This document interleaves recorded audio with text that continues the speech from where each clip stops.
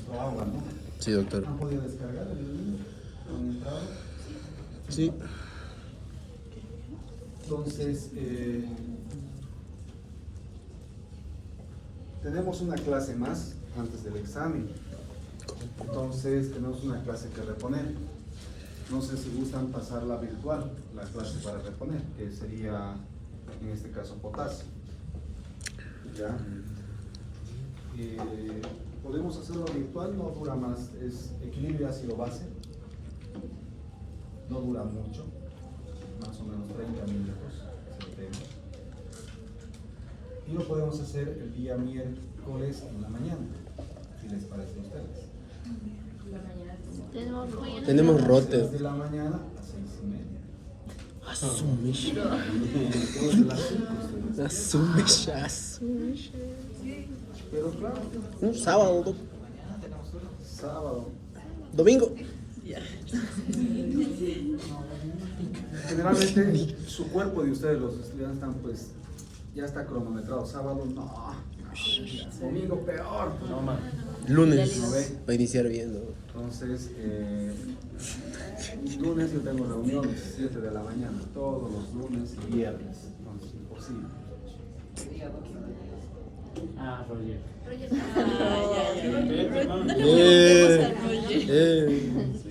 Dásele un tenis al Roger. El siguiente viernes podríamos enganchar potasio y equilibrio ácido-base. El siguiente viernes. Próximo viernes. ¿Sí?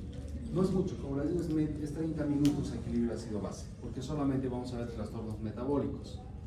¿Ya? Entonces quedamos en eso, ¿no? Damos el examen y toda esa semana es de los 10 puntos. Reposo.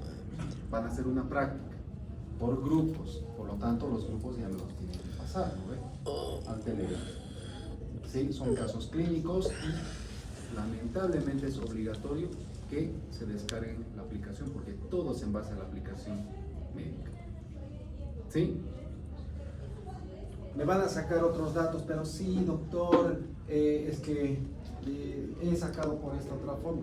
No, porque especifica en ese trabajo que van a realizar que sea con la calculadora médica.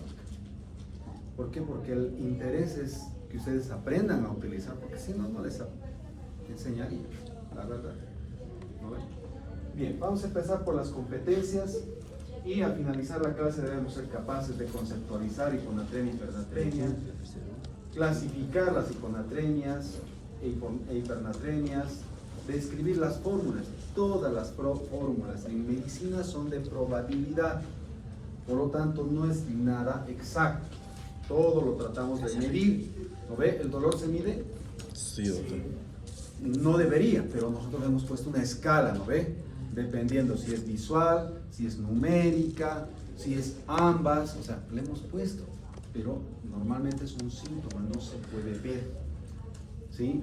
Y es subjetivo porque el paciente puede ser una escala de 5, pero para él es su peor dolor y lo puede determinar como 10, por lo tanto es probable, ¿sí? A eso se refiere.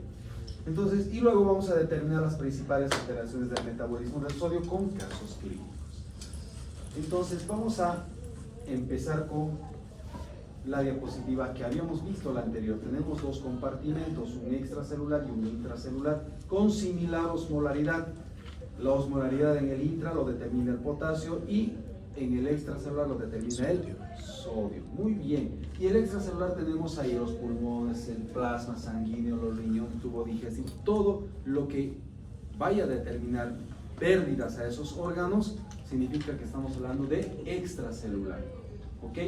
Entonces nos dicen que también para que nosotros podamos ya saber el metabolismo del sodio y trastornos de líquidos y electrolitos, tenemos necesariamente que sacar la osmolaridad plasmática efectiva. Y no hay mucha ciencia. De la osmolaridad calculada, lo único que no tenemos que tomar en cuenta es la urea. ¿Por qué? Porque la urea se viene al intra, al extra, sin ningún beneficio. Libremente camina la urea. Por lo tanto, la que sí nos determina es la glucemia y el sodio. Por lo tanto, para sacar osmolaridad plasmática efectiva es sodio por 2 más glucemia dividida entre 18 y sacamos la osmolaridad plasmática efectiva, o llamada también tonicidad plasmática efectiva. Si me hacen recuerdo, hoy les paso todas las diapositivas, sin problema. Pero tienen que hacerme acuerdo en el exterior. ¿Ya? Entonces, sacaremos. Vamos. ¿Cuánto es el sodio normal? 135, 140. Ya, 135, 145. ¿El promedio?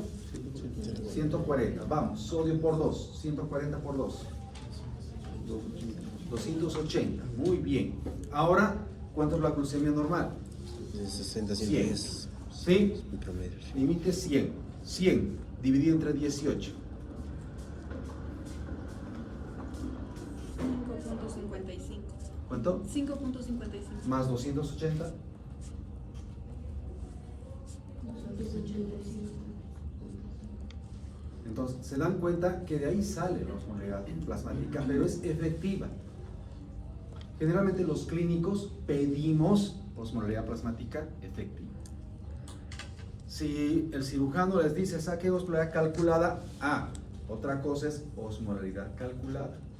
Y para sacar osmolaridad calculada, toman en cuenta la urea o el nitrógeno ureico en sangre, que se llama BUN.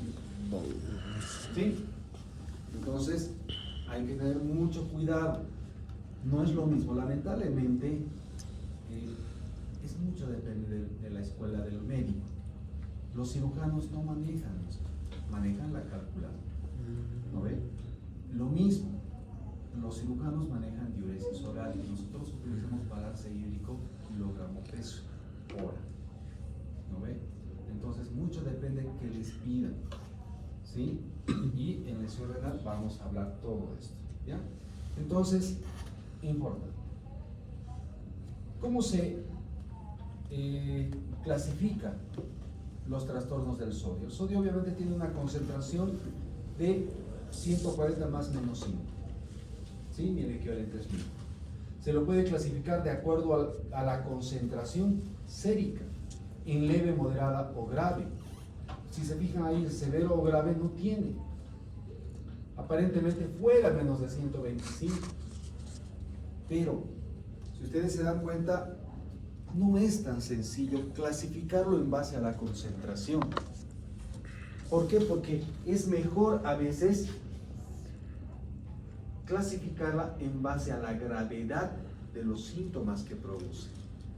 ¿Por qué? Porque cada persona tiene un umbral, ¿sí?, distinto al de otro. La anterior vez hemos visto un paciente con 107 de sodio. ¿Se acuerdan? En el caso clínico del fumador, ¿sí?, que tenía secreción inadecuada de hormona diurética por su tumor en el pulmón, los que estaban despiertos, ¿no ves? ¿Sí? Sí, verdad. Entonces, 107 y él estaba caminando. Hay personas que con 130 empiezan a convulsionar o tienen encefalopatía metabólica. Entonces, eso es lo que nosotros tratamos de enseñarle, que no vayan al dato, vayan a la sintomatología, ¿sí?, a la presencia o ausencia de síntomas. Fíjense acá, mínimo leve, ya es ausencia o presencia de síntomas mínimos o leves. Moderado, presencia de síntomas moderados. Grave o severo, presencia de síntomas graves ya neurológicos con convulsiones y coma. Así lo clasificamos mejor. Si hay trastornos o síntomas o signos de que hay deterioro de la conciencia, es grave, independientemente la cifra que tengan de concentración, es grave. Por lo tanto, no nos fijaremos en la concentración.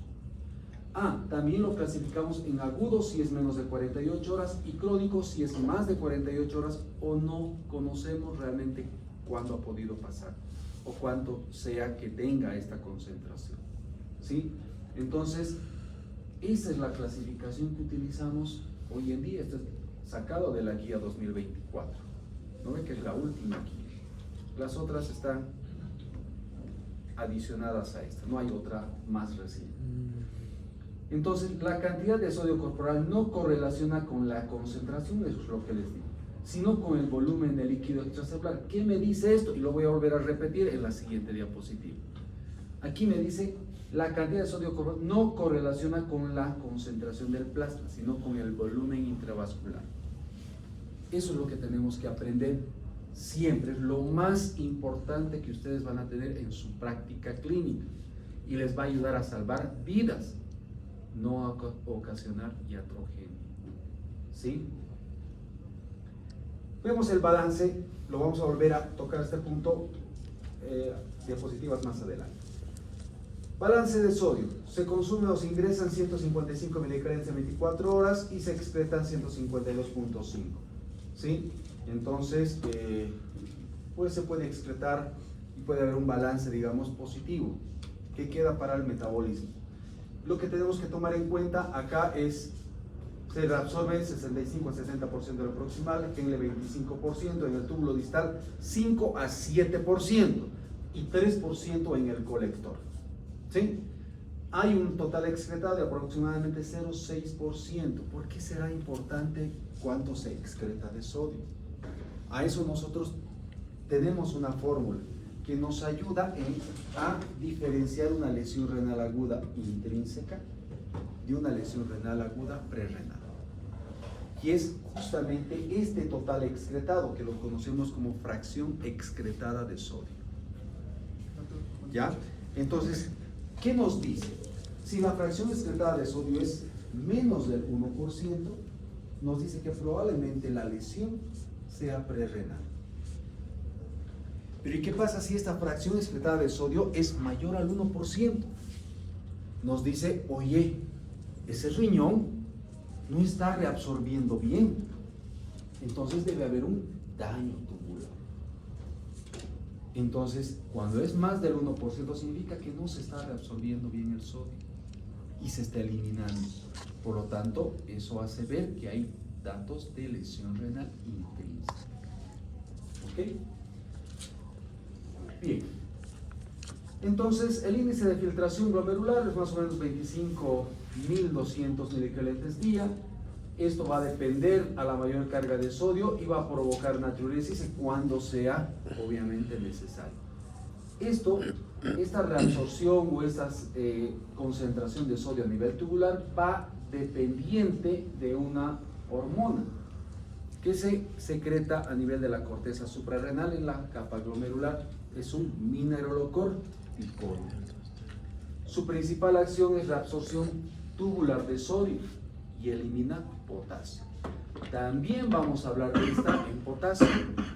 Entonces, elimina potasio. Y estas dos van a depender ¿de qué? De la carga de sodio que exista a nivel tubular y del flujo de sangre que le llegue. ¿Sí? Por lo tanto, si hay mucha carga de sodio, la aldosterona se va a inhibir por mecanismo de retroalimentación negativo. Si hay depresión de sodio, se va a estimular por mecanismo para estimular, obviamente, y cuando haya mucha sodio, también se va a disminuir.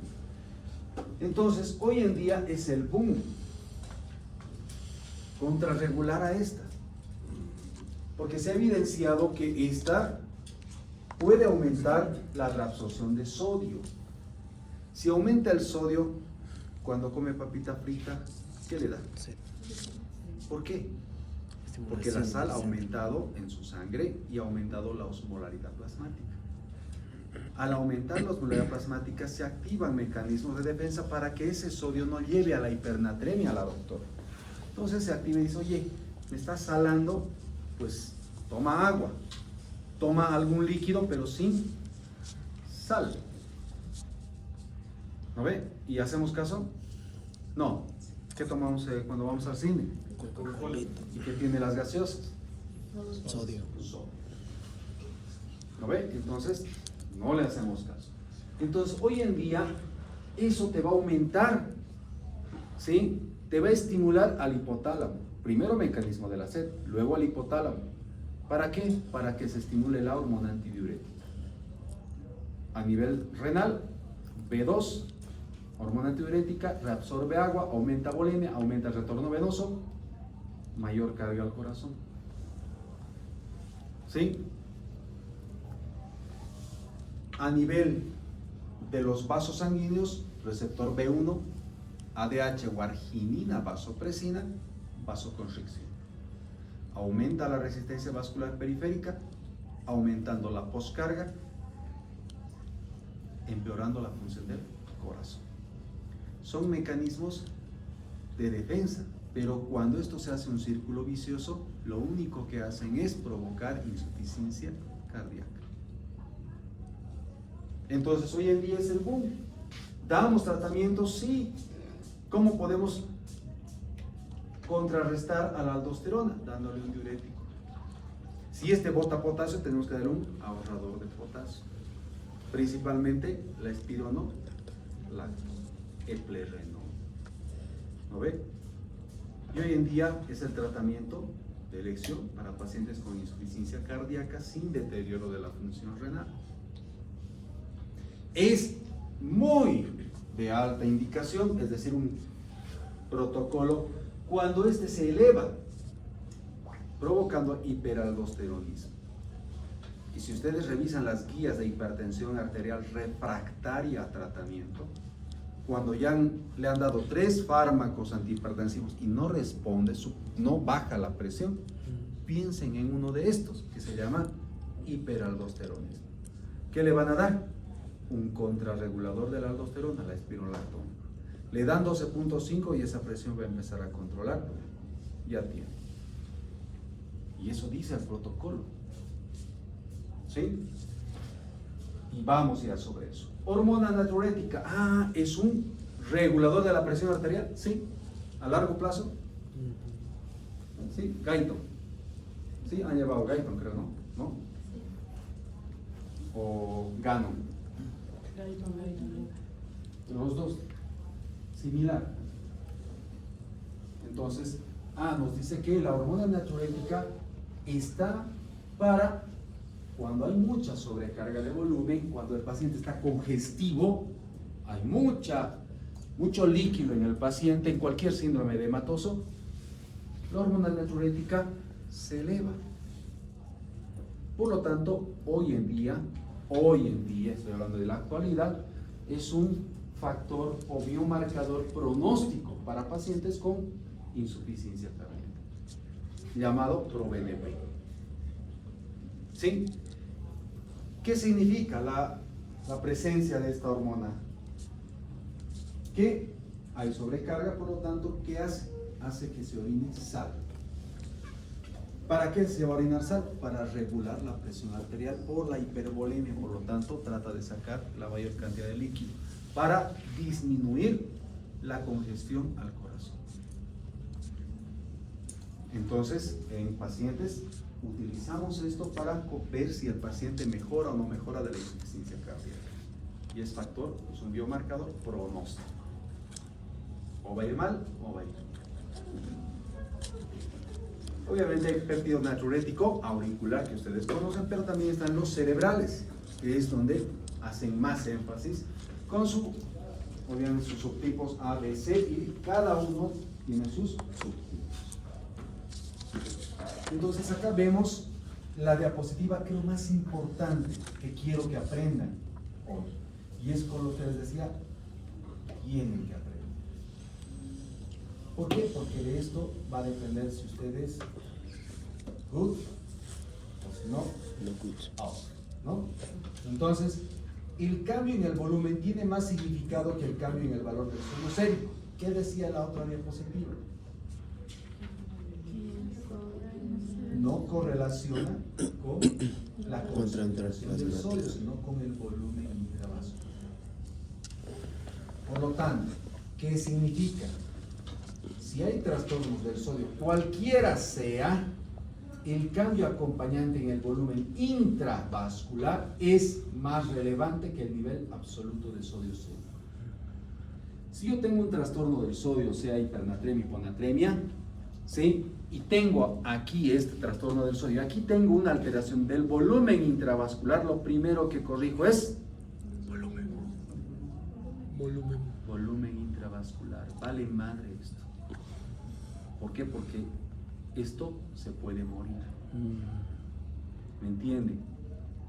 A veces podemos matar 2 pájaros de un tiro, pero con la volemia. ¿Ya? Me acuerdo yo, decía, ¿no? Los internitos que pasaban, ¿no? Cuando era residente. Hay casos donde dicen, no, le hemos corregido su sodio, pero el paciente hizo un choque hipovolémico, hipotensión, falla cardíaca y murió. Y decía, ¿no? Pero si ha ido con su sodio bien corregido. ¿Qué les parece? ¿Sirvió? No cometamos ese error. Porque ustedes van a ser internos, se los está preparando para ser internos. Entonces, importante. Aquí tenemos la ecuación de Delman para sacar los que se llaman las osmolaridades urinarias, plasmáticas. Esto es lo que ya habíamos hablado. Aquí no tomamos en cuenta el BUN para la efectiva, ni la urea para la efectiva, ¿no? Aquí la osmolaridad eficaz o tonicidad plasmática eficaz, que ya habíamos conversado, es la que tenemos los clínicos, sacamos. Y para sacar la tonicidad de la orina es lo mismo, solamente que en orina, ¿no ve? Lo mismo, solamente que en orina. Para eso tendríamos que pedir electrolitos urinarios. Pero hay que especificar qué electrolitos. ¿No ve? Hay que especificar qué electrolitos. ¿Ya? Pero podemos sacar de esta forma. Si no tenemos, hay una fórmula más fácil, ¿sí?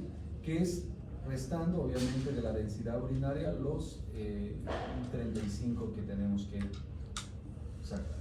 Eso lo vamos a aprender. Vamos a sacar balance hídrico, diuresis horaria y kilogramo peso. Vamos a sacar osmolaridad urinaria en lesión renal. Bien. Entonces, ahí tenemos la hiponatremia, la clasificación que hemos visto. La hipernatremia, estado mental alterado, se puede empezar por sed, anorexia, náuseas, vómitos, mucosas secas, estupor, puede llegar a la hiperactividad y al coma. ¿Cuál se tolera mejor? La hipernatremia se tolera mejor que la hiponatremia. La hiponatremia es muy sensible a los cambios dependiendo, obviamente, el umbral del paciente. Bien, esto es lo que habíamos visto la anterior vez, ¿sí? Cuando hay una célula cerebral normal, ¿sí? El agua tiende a pasar de menor a mayor concentración y puede provocar edema cerebral, ¿no ve? La corrección de esta hiponatremia, si el paciente está, lo deshidratamos y le ocasionamos un síndrome de desmineralización osmótica, pero esto ocurre cuando la corrección es rápida, que no da tiempo al fenómeno de protección de volumen encefálico de activarse. ¿Se acuerdan, no? Del fenómeno de protección de volumen encefálico, que en vez de sacar agua, sacaba solutos para tratar de equilibrar la osmolaridad con el extracelular del cerebro, ¿sí? Pero al inverso, metía solutos cuando necesitaba equilibrar también con el extracelular, ¿sí? Eso lo hemos visto en la anterior clase. ¿Ok? Bien, los dos mecanismos esenciales para la reabsorción de agua libre y concentración de la orina son mantenimiento de un intersticio hipertónico en la médula renal, esto lo vamos a ver porque es muy importante, ¿sí? La síntesis, secreción y activación normales del receptor de ABP, que se une a los receptores de vasopresina B2 en los túbulos colectores renales y los activa. Es decir, necesitamos acá un intersticio hipertónico. ¿Quién da esa hipertonicidad de la médula? La urea. Y la urea se acompaña de un electrolito que se encuentra en el asa ascendente gruesa de Henle. ¿Qué electrolito? Es impermeable al agua, ¿no ve? Claro. Sodio, transporte activo de sodio. Entonces, estos dos, si se fijan acá, vamos a ver, aquí está médula externa, médula interna, y la médula interna siempre es más hipertónica, ¿sí? ¿Por qué? Porque tiene que tener mayor osmolaridad. Entonces, fíjense que va aumentando la osmolaridad hasta acá. Médula externa con 600 miliosmoles, ¿sí? aquí empieza a activarse lo que es las compuertas de aquaporina porque necesita de un medio hipertónico. Ese medio hipertónico ayuda a que se estimulen los receptores de B2. hormona antidiurética, los B2. Y así se abren las compuertas de aquaporina 2 y el agua se reabsorbe. ¿Sí? Entonces, ¿qué pasaría si el paciente acá, ¿sí?, tiene una secreción inadecuada de hormona antidiurética? Tiene mucha reabsorción de agua, por lo tanto diluye al sodio y provoca hiponatremia. ¿Cuál sería ya tengo el problema, cuál sería la solución? Inhibidores. Podríamos utilizar diurético, pero para reducir solamente el volumen de agua. Pero ¿y qué pasa con la natremia? Con la hiponatremia que produce. Si el problema es, ¿no ve?, que esto quizás está muy hipotónico, el medio, por lo tanto acá podemos volverlo sensible o desensibilizarlo. ¿No ve? Fácilmente podría yo decir bloqueo al ADH. Le doy medicamentos antibloqueo para evitar su acción. ¿No ve? Porque hay mucha hormona antidiurética, entonces bloqueo. Pero no tenemos en Bolivia. No tenemos los famosos baptanes. Torbaptan. Suero de... Entonces, ustedes ya tienen que ir viendo que podemos, en vez de, como no tenemos bloqueadores de ADH, podemos utilizar urea. Una urea de chaparín. ¿Sí? Para contrarrestar, hiperpolarizar y obviamente desensibilizar al receptor.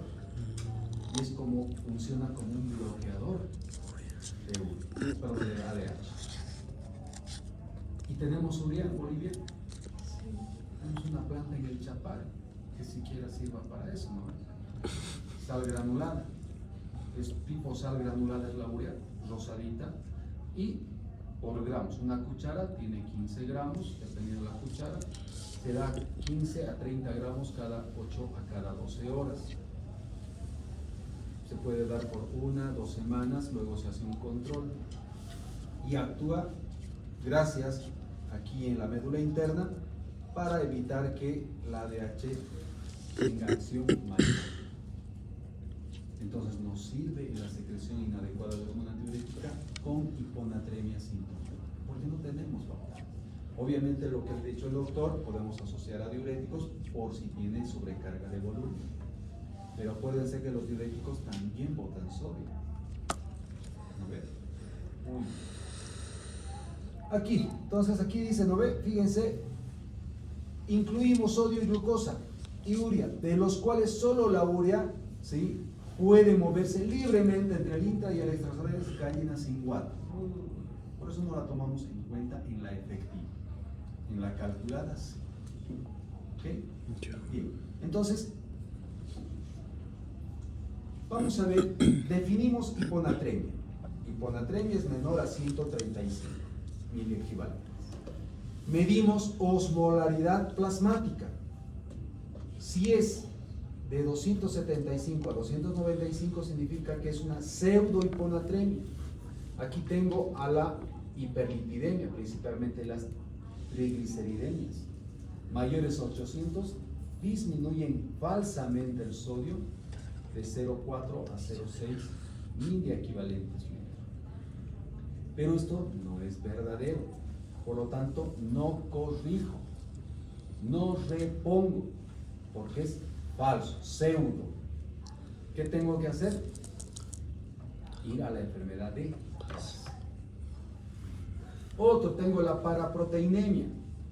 Aquí entran las personas que por encima de la albúmina de 4.5, o sea, de lo normal, se eleva. El doble, empieza el sodio a bajar falsamente, ¿sí?, hasta 1.7 miliequivalentes litros. Pero es falso, por lo tanto no da síntomas. No hay sintomatología por la hiponatremia. No se corrige. ¿Qué enfermedades son? Ahí está el mieloma múltiple, gamapatía monoclonal, policlonal. ¿No ve? Son estas enfermedades. Por lo tanto, ¿qué tenemos que hacer? Tratar la enfermedad de base.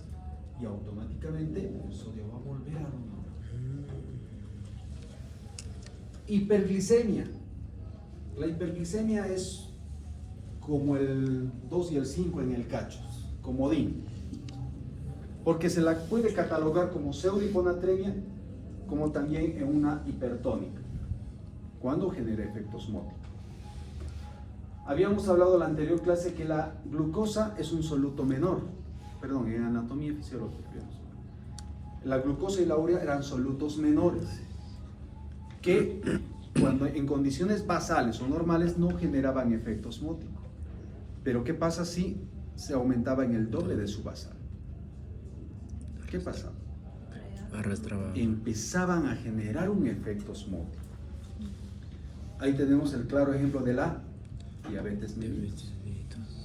Si en lo normal 200 ya sobrepasa la capacidad, el umbral de la capacidad de reabsorción de la glucosa a nivel tubular, que es de 180 miligramos de cilindro. Apareciendo glucosa en la orina, una cruz. 200, dos cruces. 220, tres, y así sucesivamente. ¿Qué hacía? La glucosa aparecía en la orina, provocaba glucosuria y eso arrastraba agua, provocando poliuria. Como provocaba poliuria, se deshidrata al paciente que tenía Polidipsia.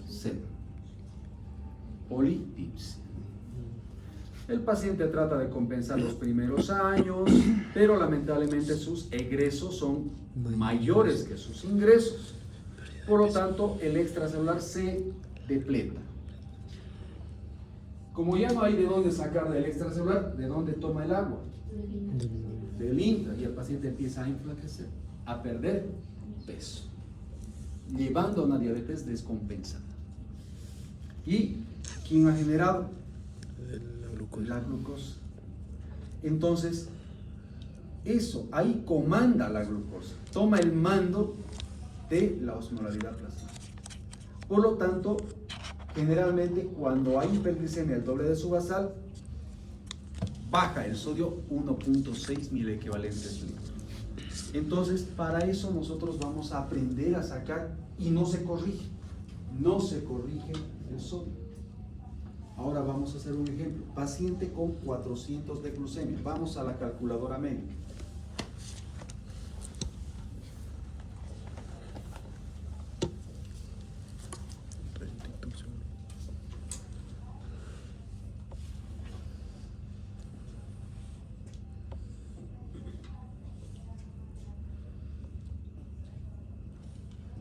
No me puedes grabar.